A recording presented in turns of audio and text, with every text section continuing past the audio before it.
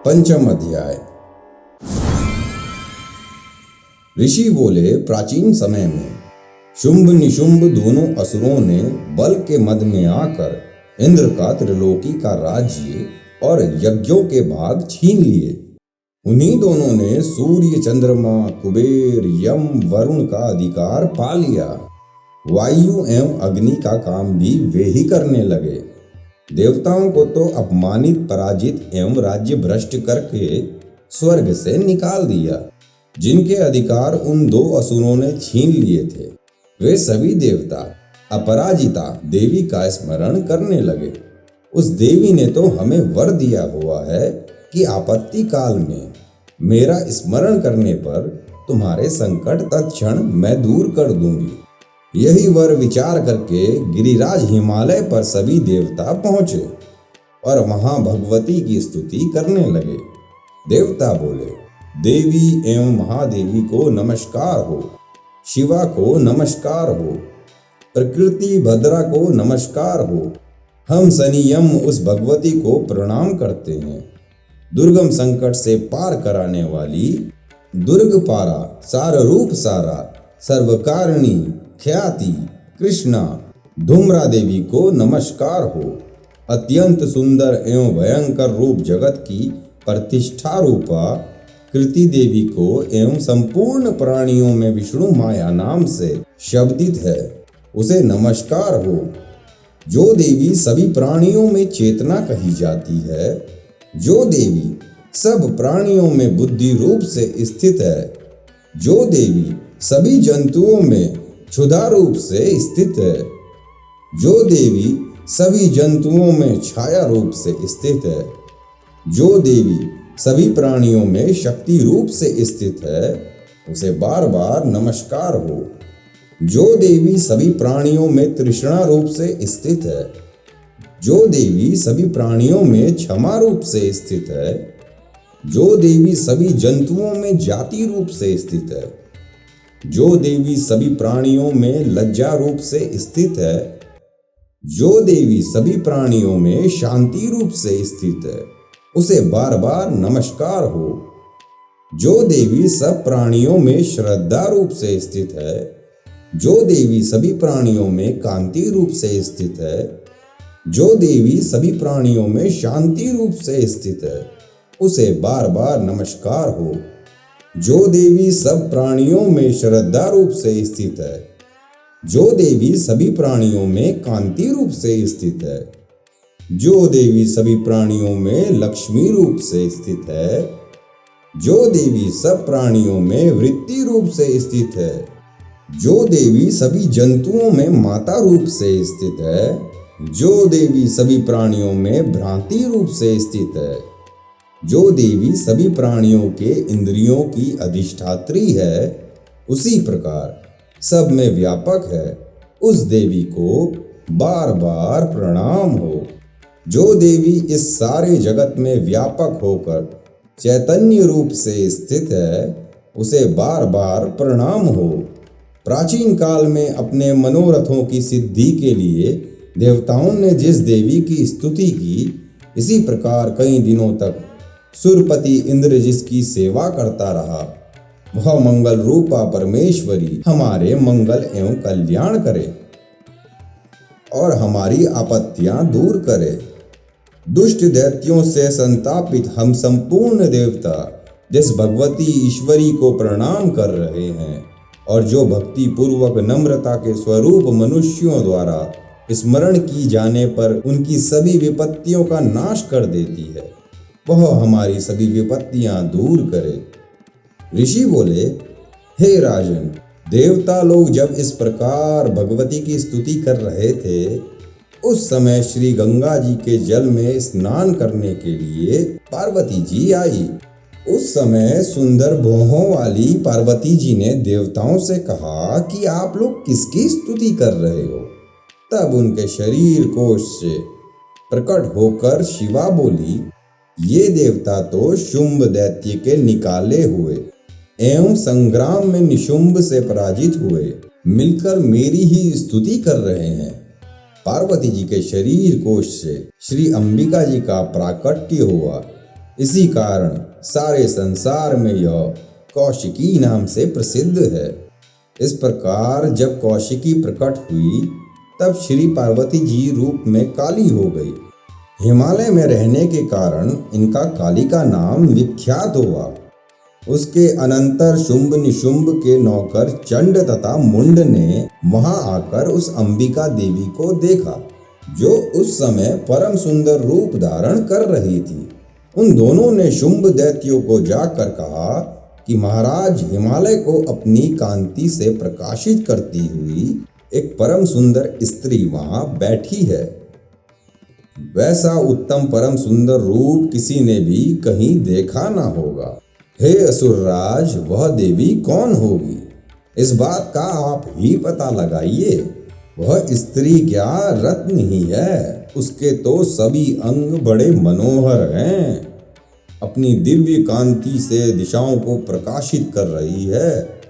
हे दैत्येंद्र, आप जाकर उसे देख सकते हैं। हे प्रभु, जितने भी रत्नमणियां, घोड़े, हाथी आदि तीनों लोकों में पाए जाते हैं, वे तो सभी आपके घर में शोभित है। इंद्र का श्रेष्ठ हाथी ऐरावत, यह पारिजात का वृक्ष एवं उच्चैश्रवा अश्व, ये तो आपने ले लिए। हंसों से युक्त यह विमान भी आपके आंगन में विद्यमान है। जो यह अद्भुत विमान ब्रह्मा के यहाँ रत्न समझा जाता था, यह भी आप यहाँ ले आए। कुबेर से महापद्म निधि भी आप ले आए। समुद्र ने आपको केशरों वाली किंजल की माला भेंट की। सोने की वर्षा करने वाला वरुण का छत्र भी आपके घर में है, और यह सुंदर रथ भी आपके पास आ गया, जो पहले प्रजापति के यहाँ था। हे ईश्वर, उत्क्रांतिदा नाम की शक्ति भी आपने मृत्यु से छीन ली। वरुण का पाश तथा सभी जाति के समुद्री रत्न तो आपके भ्राता निशुंभ के अधिकार में आ गए। अग्नि ने भी स्वयं शुद्ध करके 2 वस्त्र आपको दिए। हे दैत्येंद्र, आपने सभी प्रकार के रत्न इकट्ठे कर लिए। फिर यह कल्याणी देवी, जो कि स्त्री रत्न है, उसे क्यों नहीं ग्रहण करते? ऋषि बोले, जब चंड मुंड के वचन सुनकर शुंभ ने महाअसुर सुग्रीव को दूत बनाकर देवी के पास भेजा और कहा कि तुम मेरी ओर से उससे इस प्रकार से कहना और इस प्रकार का उपाय करना, जिससे वह प्रसन्न होकर अत्यंत शीघ्र ही यहाँ आ जाए। यह सुनकर वह दूत पर्वत के उस प्रदेश पर पहुंचा जो कि अत्यंत सुंदर था। वहीं पर ही देवी बैठी हुई थी। वहां जाकर उसने देवी से बहुत मधुर वाणी द्वारा कोमल वचन कहे। दूत बोला, हे देवी, दैत्यों का स्वामी शुंभ तीनों लोकों में परमेश्वर है। मैं उसका दूत हूँ। आपके पास उसने मुझे भेजा है। मैं यहाँ आया हूँ। सभी देव जातियों में कोई भी देवता नहीं जो उसकी आज्ञा ना मानता हो। उसने सभी देवता परास्त कर दिए हैं। अब आपके लिए उसका जो भी संदेश है वह मुझसे सुनिए। उसने कहा है, सारी त्रिलोकी मेरी हो चुकी है। सभी देवता मेरे अधीन हैं। सभी यज्ञ भाग पृथक पृथक करके मैं ही पा रहा हूँ। त्रिलोकी भर में उत्तम सभी रत्न मेरे अधीन हो चुके हैं।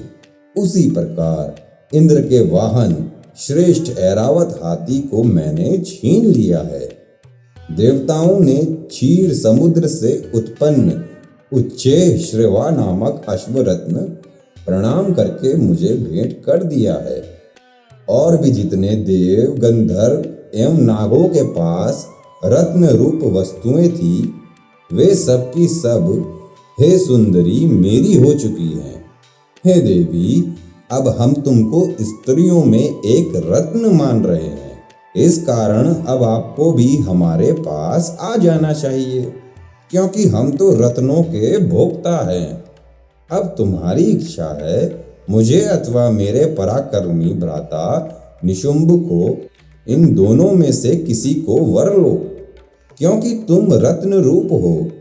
मेरे साथ विवाह कर लेने से तुम्हें अतुल ऐश्वर्य प्राप्त हो जाएगा। यह अपनी बुद्धि के द्वारा सोच लें, फिर मेरे साथ विवाह कर लें। ऋषि बोले, जब इस प्रकार देवी से दूत ने कहा, तब वह जगत को धारण करने वाली भगवती देवी जी गंभीर होकर मंद मंद मुस्कुरा कर बोली, हे दूत, तुमने जो कुछ कहा वह सत्य है, मिथ्या कुछ भी नहीं। इसमें संदेह नहीं कि शुंभ त्रिलोकी का स्वामी है और निशुंभ भी वैसा ही है, किंतु मैंने भी एक प्रतिज्ञा की हुई है, उसे किस प्रकार से मिथ्या करूं? अल्प बुद्धि के कारण जो मैंने पहले प्रतिज्ञा की है उसे सुनिए। प्रतिज्ञा इस प्रकार है, जो मुझे युद्ध में जीत ले और मेरा अभिमान तोड़ दे और संसार में मेरे समान बलधारी हो, वह मेरा भर्ता हो सकता है।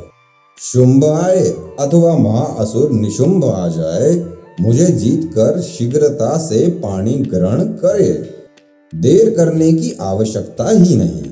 दूत बोला, हे देवी, तुम्हें अभिमान है जो इस प्रकार की बातें मेरे सामने कर रही हो? कहो भला, त्रिलोकी में ऐसा कौन सा पुरुष है जो शुंभ निशुंभ का सामना कर सके? हे देवी, सारे देवता तो दूसरे दैत्यों का सामना भी नहीं कर सकते। तू तो स्त्री है और फिर अकेली है। युद्ध भूमि में इंद्रादिक सभी देवता जिन शुंभ आदि दैत्यों के सामने न ठहर सके, भला तू स्त्री होते हुए उनका सामना कैसे कर सकेगी? इसलिए जैसा मैं कहूँ वैसा करो। तुम शुंभ निशुंभ के पास चली जाओ। इस प्रकार चलने से तुम्हारी प्रतिष्ठा होगी, अन्यथा जब वे तुम्हारे केश पकड़कर घसीटते ले जाएंगे तो तुम्हारा गौरव नष्ट हो जाएगा। देवी बोली, हे दूत, इसमें कोई संशय नहीं कि शुंभ बलवान है और निशुंभ भी पराक्रमी है, पर मैं करूं तो क्या करूं? प्रतिज्ञा से पहले यह बात मैंने नहीं सोची थी। अब तो तुम जाकर असुर राज को मेरी यही बात कह दो, फिर उसे जो उचित दिखाई दे वही करे।